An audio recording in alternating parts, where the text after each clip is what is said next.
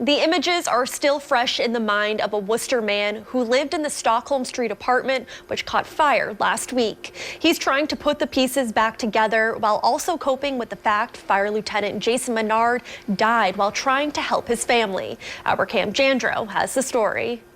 I don't know what else to do. It's going to be very hard. It's a devastating image for Hugo Zayas.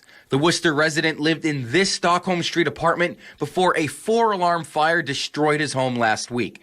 He was at the laundromat when the fire started, and his girlfriend alerted him with a video chat. And I got really worried because where the smoke was coming from, my son was on the other side of that wall.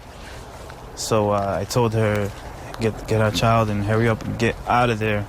Zayas, his girlfriend, and their 8-month-old son lived on the 3rd floor for almost 3 years. All of them made it out, but tragically, the fire claimed the life of Worcester Fire Lieutenant Jason Menard. To save someone else's life and jump into a fire, it's not an easy task.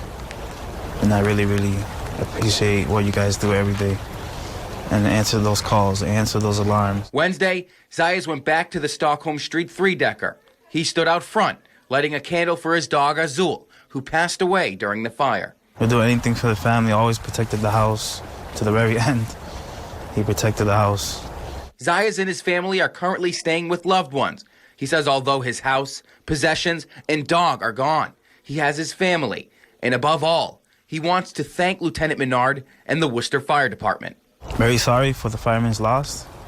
You know, I honor him for doing his job, and for all the firemen that were here that day, that they didn't think twice and they just went in there and to save lives, nothing else.